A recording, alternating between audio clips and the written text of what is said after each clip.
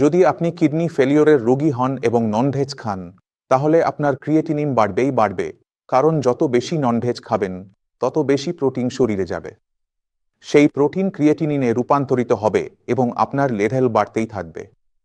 তাই যদি একজন কিডনি ফেলিওর রোগীকে নিজের ক্রিয়েটিনিন কমাতে হয়, নিয়ন্ত্রণে রাখতে হয়, তাহলে আগে বুঝতে হবে তার শরীরে ক্রিয়েটিনিন কিভাবে তৈরি হয়, কেন তৈরি হয়, কোথায় তৈরি হয় এবং কি করলে তার উৎপাদন নিয়ন্ত্রণে আসবে।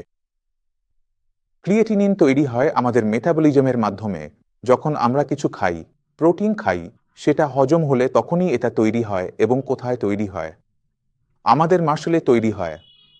তাই যদি আমরা বেশি প্রোটিন খাই, তাহলে শরীরে এই রূপান্তর বেশি হয়, যার ফলে ক্রিয়েটিনিন শরীরে জমা হতে শুরু করে, কারণ কিডনি ঠিকমতো কাজ করছে না। তাহলে আমাদের প্রথম কাজ কি?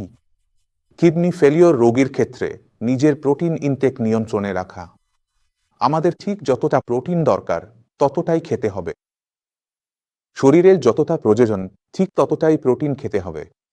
এখন শরীরের আসল প্রয়োজন কতটা সেটাও বোঝা জরুরি। আর এর জন্য আপনার কাফট রিপোর্ট খুবই সহায়ক হয়।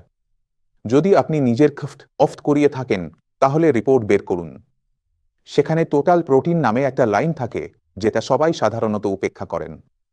সেখানে দেখুন কি বলা আছে, আপনার টোটাল প্রোটিন নর্মাল ভ্যালুতে আছে কিনা।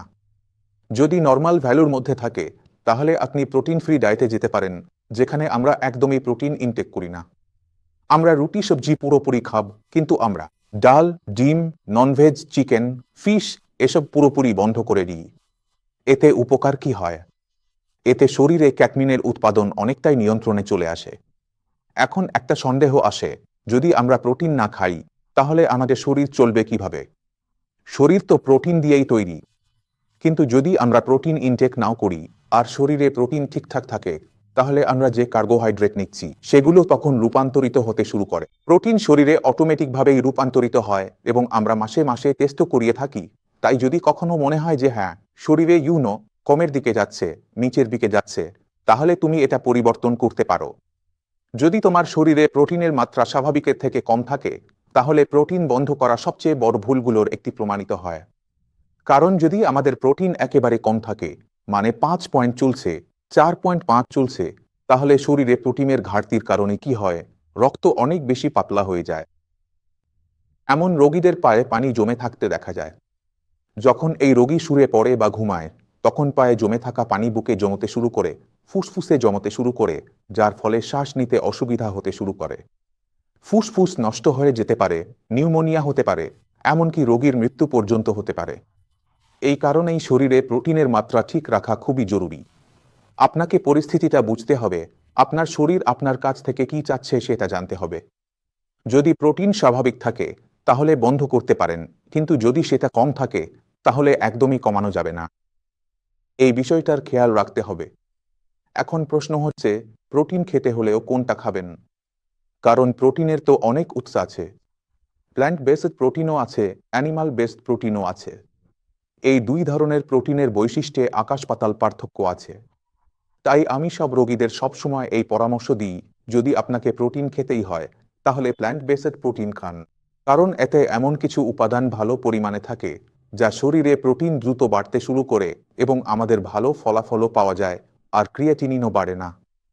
কিন্তু অনেক সময় রোগীরা বলেন, না, আমি তো চিকেন খাব, ফিশ খাব। এমন কেসে আমরা দেখি ক্রিয়েটিনিন খুব দ্রুত বাড়তে থাকে, কিডনি দ্রুত খারাপ হতে শুরু করে, ব্লাড প্রেসার হঠাৎ বেড়ে যায়, কোষ্ঠকাঠিন্য শুরু হয়, অনেক সমস্যা দেখা দিতে শুরু করে। তাই আমি কখনোই কোনো কিডনি রোগীর জন্য অ্যানিমাল বেসড প্রোটিন একদমই রেকমেন্ড করি না। প্রোটিনের পাশাপাশি ইউরিনে যে প্রোটিন লিক হচ্ছে সেটার দিকেও আমাদের খেয়াল রাখতে হয়, কারণ যদি রোগীর ইউরিনে প্রোটিন লস খুব বেশি হচ্ছে, এর মানে হচ্ছে কিডনি খুব দ্রুত খারাপ হচ্ছে এবং শরীর থেকে যে প্রোটিন বেরিয়ে যাচ্ছে সেটা আমরা খাবার থেকে নিচ্ছি না। এখানে শরীরে জটিলতা আসার পুরোপুরি সম্ভাবনা থাকে। আমাদের ইউরিনে যে প্রোটিন লিক হচ্ছে সেটা বন্ধ করতে হয় এবং এর জন্য আমাদের কিডনির সাহায্য লাগে, কারণ কিডনি সেটা পাস করছে। কিডনি কেন পাস করছে এটাও আমাদের বোঝার দরকার আছে যে, যখন আমাদের রক্ত নেফ্রনে যায়, যা আপনি স্ক্রিনে দেখছেন, সেখানে রক্ত ফিল্টার হয়। শরীরে যত টক্সিক উপাদান আছে এখান থেকেই আলাদা হয়ে যায়। কিন্তু যখন কিডনিতে এই নেফ্রনগুলো ক্ষতিগ্রস্ত হতে শুরু করে তখন সেখানে প্রদাহ অর্থাৎ ফোলাভাব চলে আসে। প্রদাহের কারণে কি হয়? আমাদের রক্তে থাকা প্রোটিন অ্যালবুমিন তা আমাদের ইউরিনের পথে লিক হতে শুরু করে। তাই আমাদের এই ফোলাভাব, এই প্রদাহের ওপর প্রথমে কাজ করতে হবে যাতে প্রদাহ কমে যায় এবং এর ফলে আমাদের ইউরিনে যে প্রোটিন লিক হচ্ছে সেটাও কমে যায়, যেটা আমরা খাবার থেকে পাচ্ছি। প্রোটিন যেন শরীরেই থাকে এটা নিশ্চিত করতে পারলে দারুণ ফল পাওয়া যায়। আশা করি কেন আমিষ বর্জন ও প্রোটিন নিয়ে সচেতন থাকা জরুরি তা বুঝেছেন। কোনো ডাক্তার কিছু যোগ করতে চাইলে স্বাগত। আজ এখানেই শেষ করছি। নমস্কার।